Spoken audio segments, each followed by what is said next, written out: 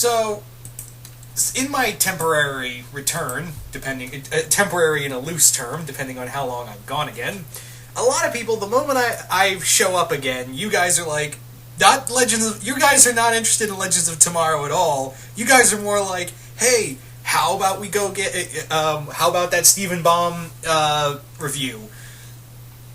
And yeah, I should have mentioned in the video that I was going to talk about Stephen Baum, the big Stephen Baum 4, aka Stephen's birthday, and yeah, I wanted, had things gone better, it would have been a week-long review, but nope, here we are with doing one big cram session.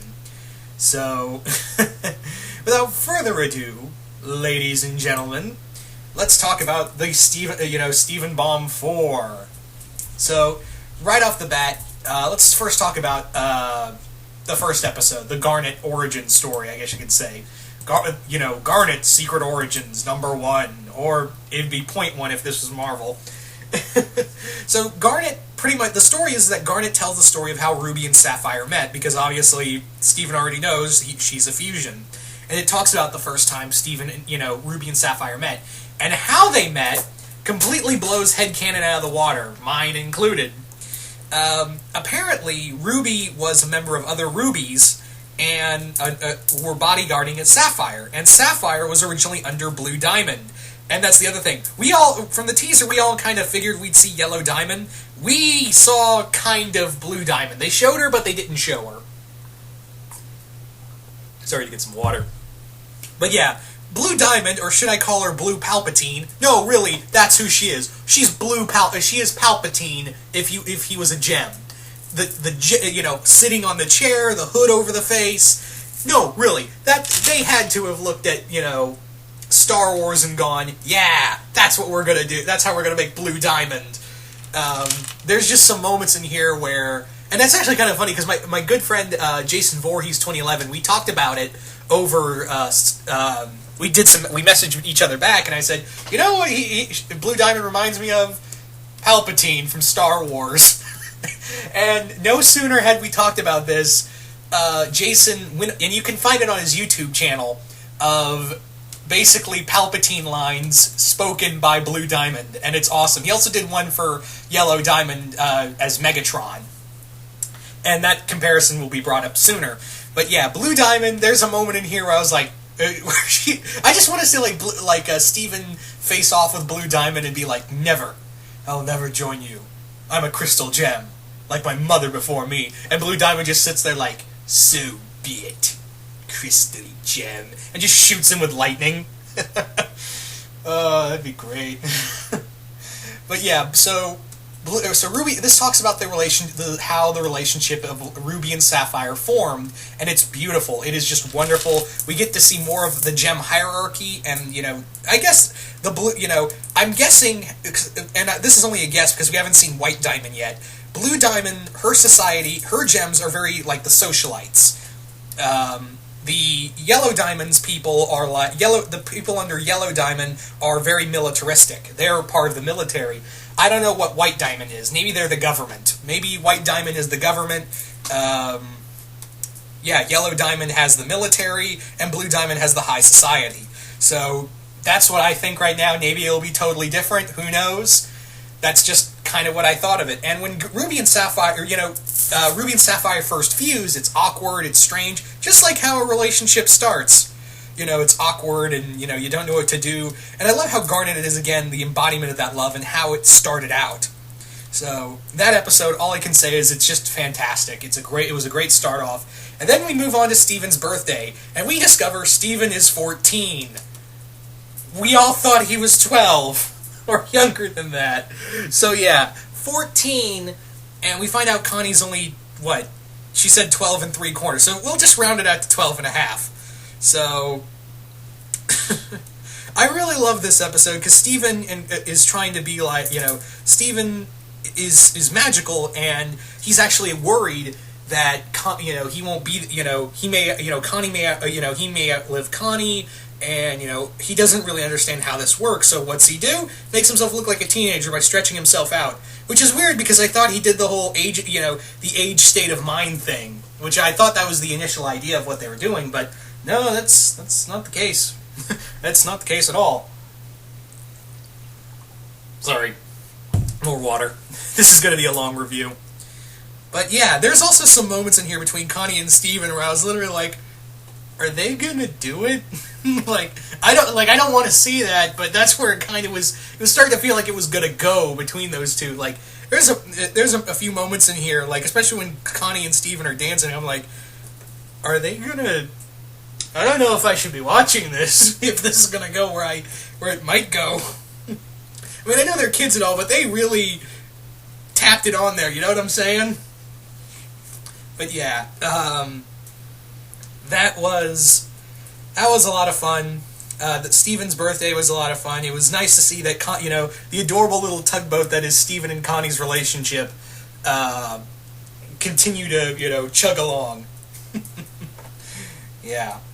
Also, let me bring up something real quick for the rest of the Steven bomb, because Connie says she stays there, but yet we don't see her for the next 3 episodes. It's weird. Maybe I just missed something? Did I just miss something and Connie went back to her home? I don't know. Because for the next 3 episodes, she's not there. Like, they don't even focus on her at all. Like, she's not even there when everything goes down.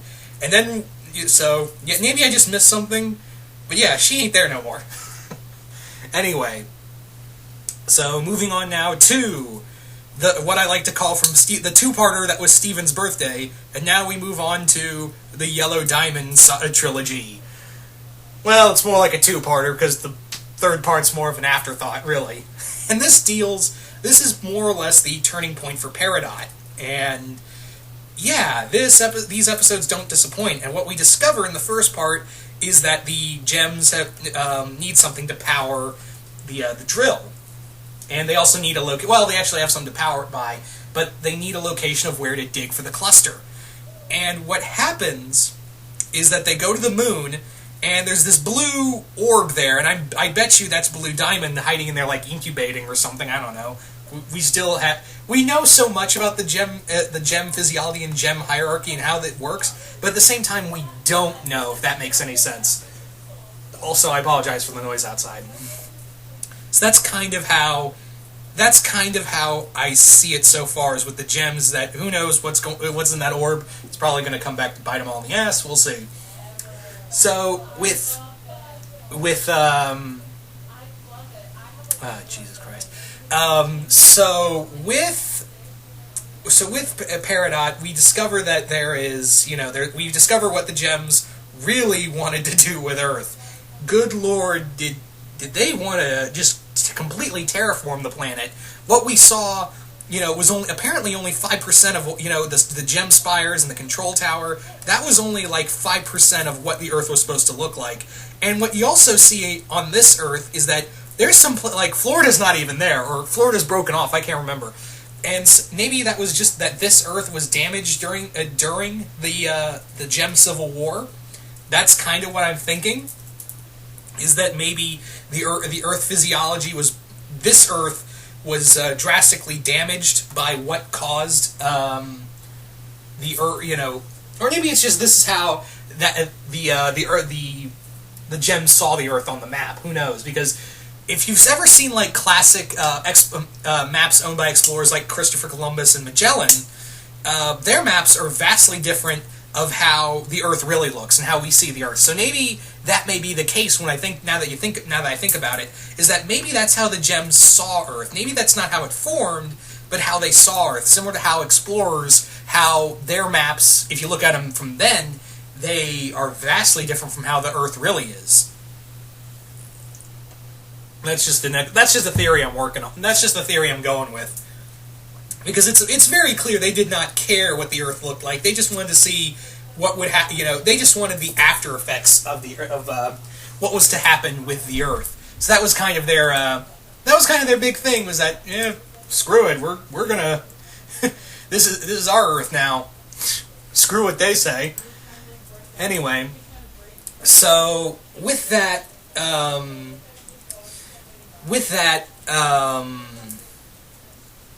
Crap, I'm trying to think.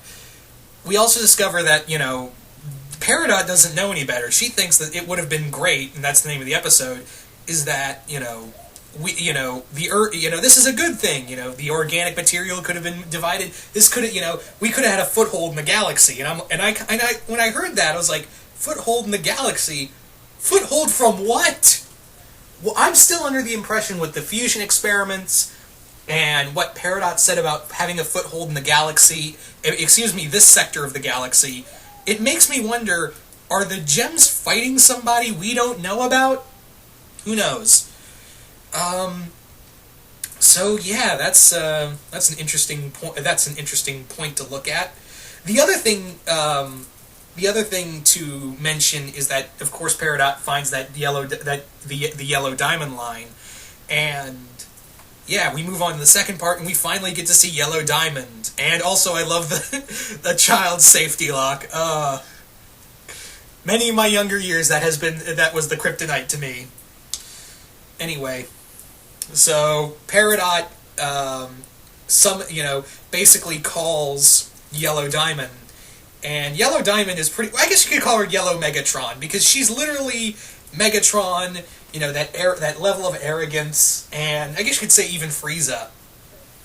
She's exactly like that. Also, we get to see in here both Blue Pearl and Yellow Pearl. And there's also, I love that joke where Amethyst says, is that another Pearl? And Pearl says, not all pearls know each other. And I was like, oh snap. That was a good one right there. But no, I love the design of Yellow Diamond, and I didn't realize how big she was. I didn't realize until they show the full scale of her that she is gigantic. She's as big as Megatron, really. She's as big as a Transformer. And I was kind of almost expecting her to have a fusion cannon on her arm.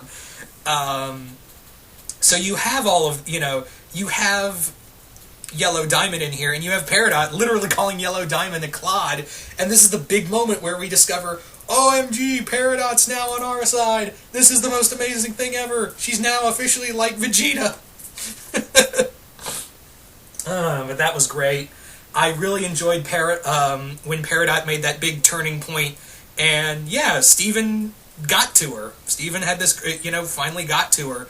And I'm really interested because it seems like, backtracking to Yellow Diamond real quick, it really seems like it seems more like Yellow Diamond has this real axe to grind with Earth. Like, how bad did she lose in that war, in that final war between, Rose's gems and, her forces? Because you can clearly tell she's a sore loser. Yellow Diamond is a sore loser for losing Earth. Because she doesn't care about the cluster, really. She just wants Earth to die. So I'm wondering how bad did she lose that fight, or is she just that sore of a loser? That's one way to look. That's really what I'm thinking, is because Yellow Diamond, you can tell in her voice the moment she says, "How is the Earth?" She's got an axe to grind. Yeah. So, I'm wondering to see more of what Yellow Diamond, her thought, why it's because it seems like she's just vehement about her destroying Earth. I mean, yeah, said she'd take immense pleasure in watching that Earth die, but yeah. Also, there was another moment in here where she said, "I'm going to inform your manager of your failure." So, that's going to be interesting. Gems have managers. Although I don't think she'll be, Peridot will be getting a pay deduction for, for losing the ship, and Jasper and Lapis as well. So, oh boy, maybe these managers should just replace manager with enforcers. So maybe we'll be seeing that later on down the road. Also, I love that face Yellow Pearl makes, so just that Grinch smile she makes. Also, of course, the epic Yellow Diamond face. Oh, when she gets told a clod. And then finally, I guess it's called the Epilogue episode, is more like, this is finally the Peridot Garnet loyalty mission, as I call it. Of course, Mass Effect reference right there. And it's wonderful. It is amazing, because now we discover, what happened in between her time with Amethyst and Pearl, and Peridot hanging out with Garnet. And good lord, there's a moment in this episode where we discover that Peridot's become a shipper. And it like how that whole scene plays out, and I'm pretty sure I'm not the only one who thought this, but I was like, oh, this hurts. This hurts. There, like how all the little moments, the hating, liking one pairing and not liking another, like it is so hit the nail on the head to a fandom. Like I'm pretty sure, like again, I'm not the only one who was probably like, oh, it hurts, it hurts. So I'm pretty sure I wasn't the only one like that, and there's also some great, again, when Peridot and when Garnet suggests fusing with Peridot, I love that moment where she says, "Oh my stars!" And I'm pretty sure that was all our reaction when she said, "Let's fuse," and we're like, "Oh my god!" And then we almost thought it was going to happen throughout it, and yeah. All in all, it was a nice little epilogue scene, and finally, Peridot's now officially a crystal gem. There was also the accidentally leaked a few seconds of the episode apparently called Barnmates, which in that episode we get the return of Lapis. So don't feel bad, Lapidot shippers. Your ship's still sailing, still holding out. I'm kind of Perladot personally, but that's just me. Well, actually, no, I've kind of enjoyed Amidot as well, but yeah, I'm getting off topic. But yeah, don't worry, Lapidot shippers. You got holes in the sails, but you're still sailing.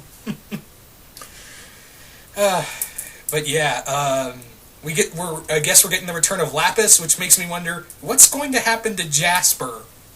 So, and we're counting down to the cluster story. We're getting closer to that end with the cluster, and all in all, this was a really great week. I really enjoyed this Steven bomb. Can't wait for the next. I think I heard a rumor, and keep in mind this was just a rumor I heard, was that it was going to the next Steven bomb was going to be sometime in March, I believe. Could be wrong. It could be later than that, but I heard somewhere that the next one was going to be in March. Could be earlier, could be later than that, but who knows? That was just a rumor I heard.